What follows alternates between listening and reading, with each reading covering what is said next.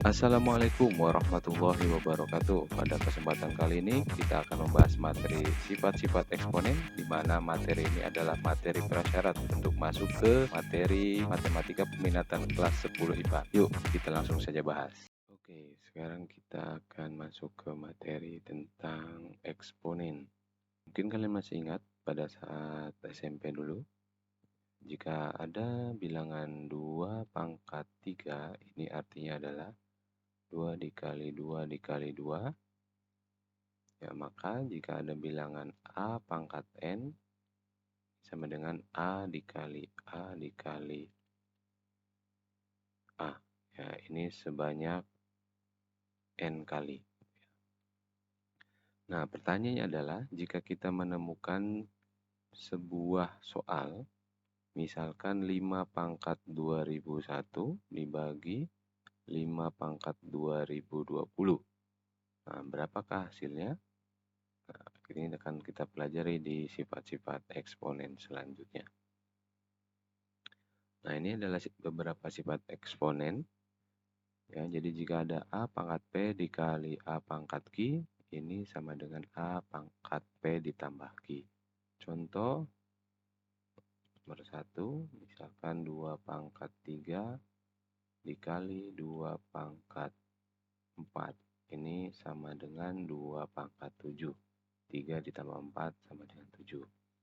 Nah, berikutnya untuk nomor 2, misalkan ada bilangan 5 pangkat 6 dibagi 5 pangkat 4. Nah, ini tinggal kita kurangkan saja pangkatnya. 6 dikurang 4, maka 5 pangkat 2. Untuk sifat nomor 3, jika pangkatnya tersebut negatif, maka kita bisa tulis sebagai 1 per A pangkat P. P-nya menjadi positif. Ya, tinggal kita turunkan ke bawah gitu ya. 3, atau nomor 3 di sini misalkan ada 2 pangkat min 3, ini boleh kita tulis 1 per 2 pangkat 3. Nah, berikutnya untuk sifat nomor 4, jika ada A pangkat P dipangkatkan lagi Q, ya, jadi bilangan berpangkat dipangkatkan lagi, maka pangkatnya tinggal kita kalikan saja. Nah, ini 4, nomor 4, ya, kan ada 2 pangkat 5 dipangkatkan lagi 2. Nah, ini akan sama dengan pangkatnya adalah 5 dikali 2, 2 pangkat 10. Nah, berikutnya untuk contoh nomor 5, ya, jika ada sebuah bilangan dipangkatkan P dalam kurung seperti ini, maka ini P-nya masing-masing ya, A pangkat P dan B pangkat P. Contoh, nah, misalkan di sini ada bilangan 2 dikali 5 pangkat 2. Ini sama saja dengan 2 kuadrat dikali 5 kuadrat. Gitu ya. Nah, sedangkan untuk sifat nomor 6, sama. Yang tadi sifat nomor 5 adalah perkalian, yang ini adalah pembagian. Jadi misalkan ada 5 per 2 pangkat 3. Ini sama aja dengan 5 pangkat 3 per 2 pangkat 3. Nah, sedangkan untuk sifat nomor 7, jika ada A pangkat 0, ini hasilnya adalah sama dengan 1. Jadi berapapun bilangannya, jika dipangkatkan dengan 0, hasilnya adalah sama dengan 1. Contoh, misalkan 220 pangkat 0, ini sama aja dengan 1. Ya, nah sedangkan sifat yang terakhir, nomor 8 adalah jika mengandung akar, ya, maka ini menjadi pangkatnya adalah pecahan. Kan akar 2 pangkat 3. Nah, di sininya adalah misalkan 4, ya. Ini jadi 2 pangkat 3 per 4. Oke, ini contoh-contoh sifat eksponen. Nah, berikutnya. Contoh soal, tentukan bentuk sederhana dari bentuk eksponen 4A pangkat min 8, B pangkat min 3, A pangkat min 6, B pangkat min 5. Nah, ini boleh teman-teman menggunakan sifat nomor 2. Ya, karena di sini 4 itu tidak ada bilangan yang sama dengan 4, maka 4 tetap kita tuliskan 4. Ya, nah sedangkan untuk A di sini adalah min 8, yang di sini adalah A-nya min 6. karena dia pembagian, maka pangkatnya adalah dikurang. Berarti A pangkat min 8 dikurang min 6. Nah, sedangkan B-nya adalah B pangkat min 3 dikurang min 5. Nah, maka hasilnya adalah 4A min 8 ditambah 6, min 2. Sedangkan untuk B adalah min 3 ditambah 5, 2. Nah, setelah sampai sini kita bisa menggunakan sifat nomor 3. Karena A-nya itu pangkatnya min 2, maka bisa kita pindahkan ke bawah. Maka sama dengan 4B kuadrat per A kuadrat. Nah, ini masih bisa kita sederhanakan lagi. Jadi 2 kuadrat B kuadrat per A kuadrat.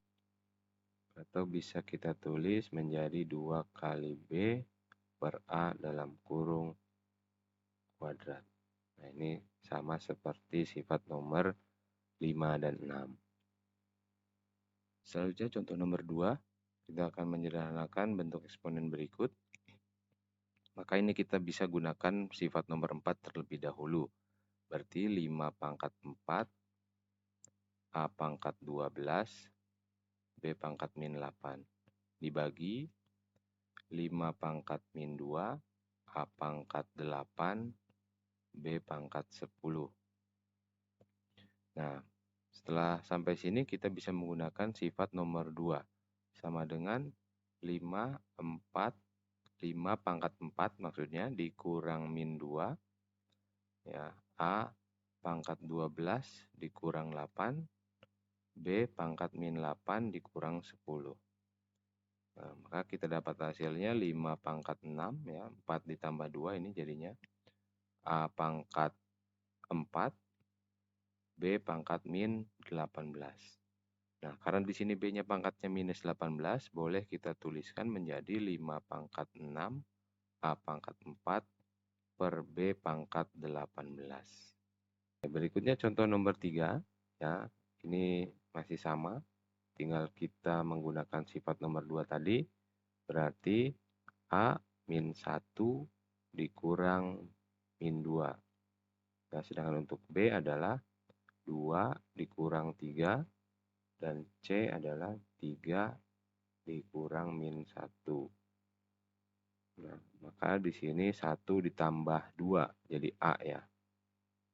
Ini sedangkan B-nya jadi B pangkat min 1, C-nya pangkat 4. Maka boleh kita tuliskan menjadi A kali C pangkat 4 per B. Nah, dalam soal diketahui A-nya adalah min 5. Kita substitusikan min 5, min 5. C-nya adalah 2, berarti 2 pangkat 4. Dan B-nya adalah min 3. Ya, jadi di min 5, 2 pangkat 4 itu 16. Per min 3. Ya, minnya boleh kita coret nih, hilangkan. Jadi 16 dikali 5, 80 per 3. Oke. Berikutnya contoh nomor 4. Nah, kalau nomor 4, ini kita menggunakan sifat nomor 1 dan nomor 2 juga bisa. Nah, sifat nomor 1 adalah jika tadi dikali maka pangkatnya ditambah. Ini kita mengerjakannya terbalik ya, teman-teman. Jadi jika ada 2 pangkat N tambah 1, maka bilangan ini bisa kita tuliskan menjadi 2 pangkat N dikali 2. Ya, karena berdasarkan sifat nomor 1, jika ada bilangan A pangkat P dikali A pangkat Q, maka pangkatnya kita jumlahkan.